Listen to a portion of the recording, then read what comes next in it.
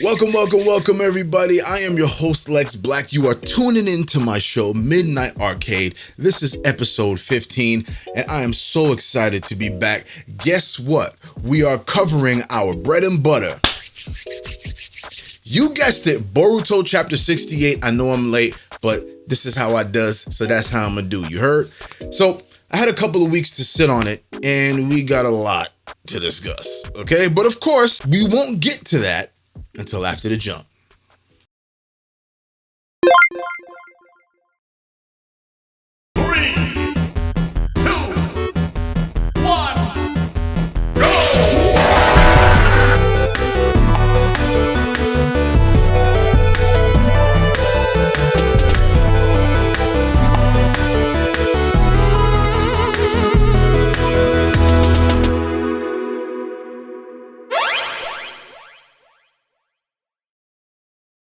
Yeah. So like I say all the time, before you do anything else, make sure you do this. Like, comment, subscribe, hit the bell icon to be notified for whenever I drop that new heat. You heard? Yes, sir. So right off the bat, we have Boruto stating what I've been predicting would happen. He states that he feels he has a much better grip on the control over Momoshiki's powers within him, much to the scientific confusion of Amado and Katsuki. I don't know how to pronounce it. Correct me in the comments if I pronounced it incorrectly. Sorry guys, I meant to say Katasuke. It's that simple. I just butchered it. There it is. So what did I tell you guys a few episodes back on episode 8, season 1, at around the 13-minute mark?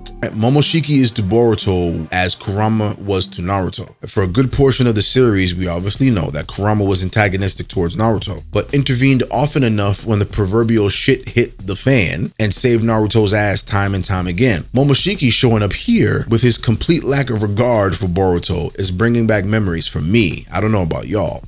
Dare I say, if the Boruto series continues to progress well into the future, which at this point, I'm fairly certain that it will, even though I still feel about it, but that's just my own personal opinion. What is there to say that Boruto, will actually forge something of a positive emotional connection with Momoshiki, and he turns out to be the Otsutsuki iteration of what Kurama ended up being to Naruto, which was a key ally and friend.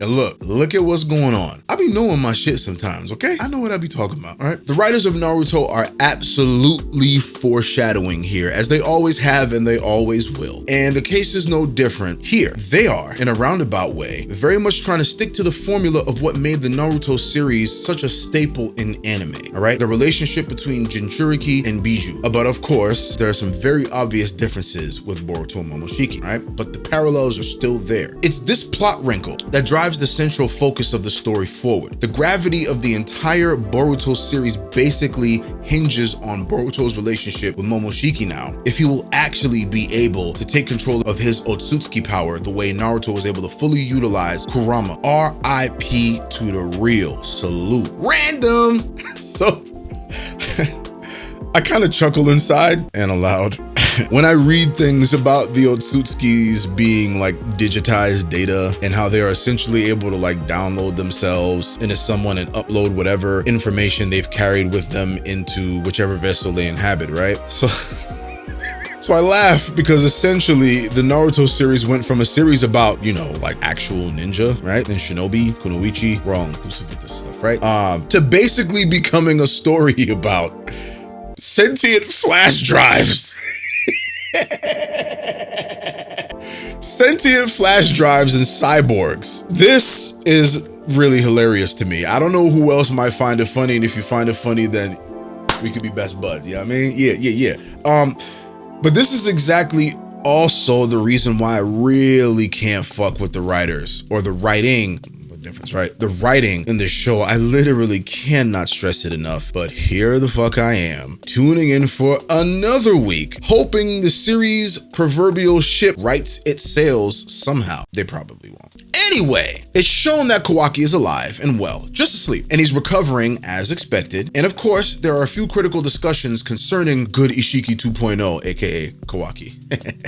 Number one, Shikamaru is beyond distrustful of Amado at this point. I think that's been pretty pretty well made very clear at this point. And he doesn't want Kawaki anywhere near Shady McGrady for obvious reasons. Like why and how the fuck his karma came back, right? Number two, Shikamaru and Naruto are trying to figure out policy in regards to how they're going to move forward with Kawaki, especially as far as the village is concerned. It's safe to say that there is a delicate balance to be achieved here in how to move with the kid, considering he's rubbed a lot of the villagers the wrong way, despite having fairly pure intentions. It wouldn't take much for the village to turn on him in a similar way that the villagers turned on Naruto and they treated him for the majority of his life until he saved all their asses.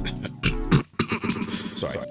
So the boss hog Hokage ain't trying to see that happen, okay? So strategizing is a must, and him and Shikamaru, they recognize the gravity of the situation. Shikamaru and Naruto also recognize what I basically pointed out in episode 8, talking about how powerful an ally Kawaki is to the village. And as long as he's all about protecting the Hokage, then it's somewhat safe to say that the village sure has a powerful ally in their corner against the OP squad, aka the new Kara members or whatever. Also, Sasuke magically reappears, right? He returns, and he has some important intel on the hideout where OP Ada and OP Damon and lackluster Cody Boy are chilling. Somehow he got a lot of info without getting caught, and I was fairly impressed by that considering his current, and I stress current, handicaps. I really hope they right those wrongs, yo. I really do. But speaking of the gassed up big bad, right? We finally find Ada informing Cody Boy here that Boruto is still alive, and his annoying ass 10-tail sacrifice bullshit is still pretty much in play, much to his surprise. Ada also basically threatens Code again, saying like, bro, you keep fucking up despite my consistent warnings. You keep doing this shit and I'ma end your life. You will be food to us. To which Cody Boy responds and says, aight man, chill, I got a plan, remember? The next important scene shows Shikamaru heading over to Shady McGrady's to discuss when and how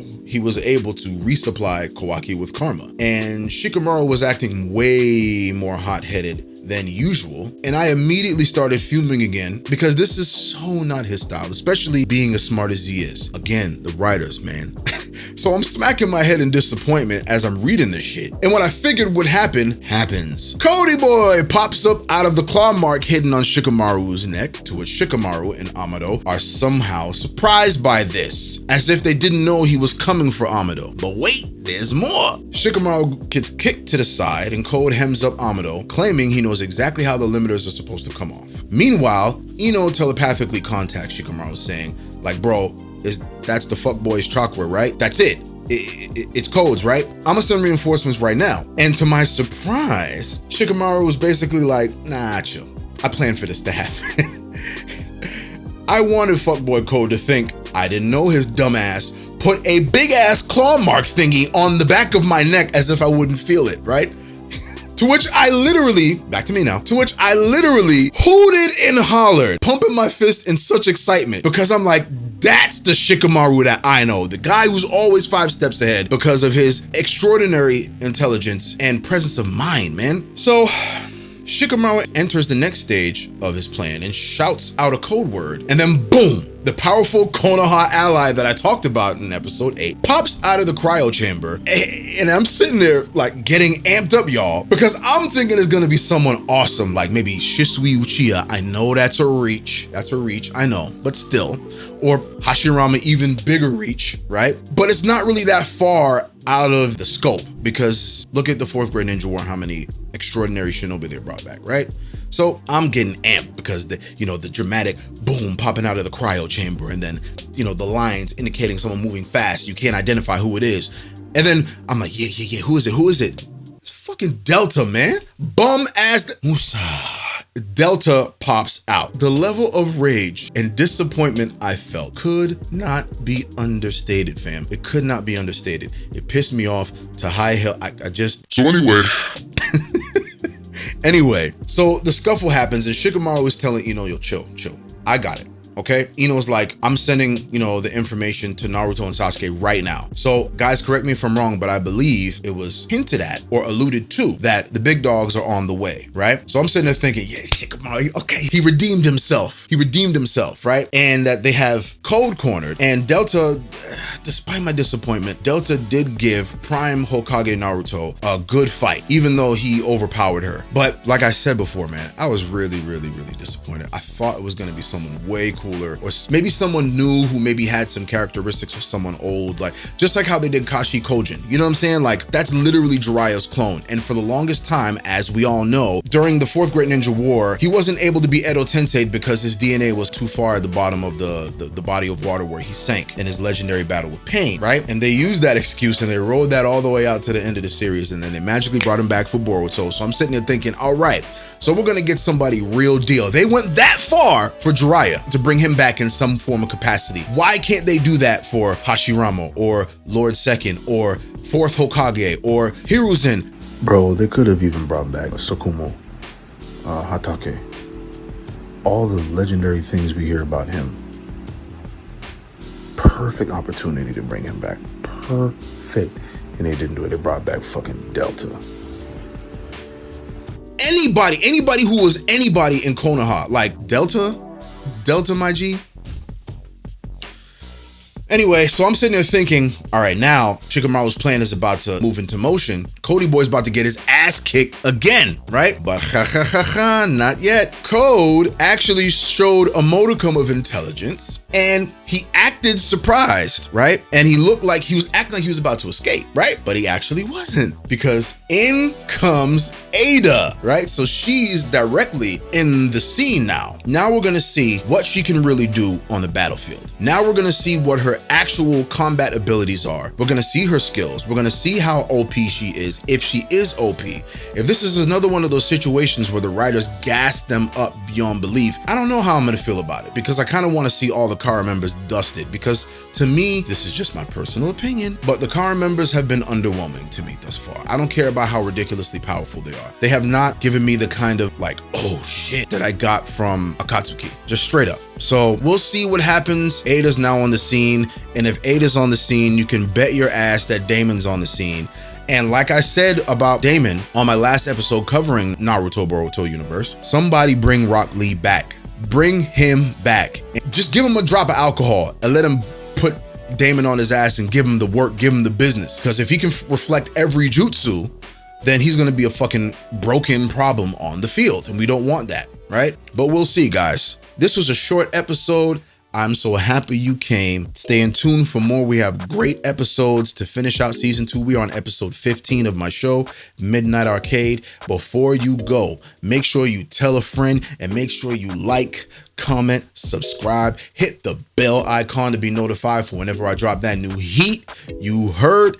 Make sure you tune in to episode 16 coming soon, and subscribe to the channel, and I'm gone.